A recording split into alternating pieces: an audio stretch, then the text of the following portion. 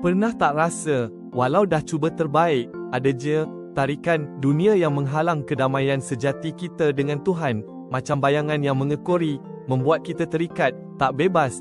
Apa puncanya, dan kenapa ia terus menghantui hidup kita? Kitab Hakim-Hakim, bab pertama, mengajar kita, umat Israel gagal halau semua orang Kanaan dari tanah janji.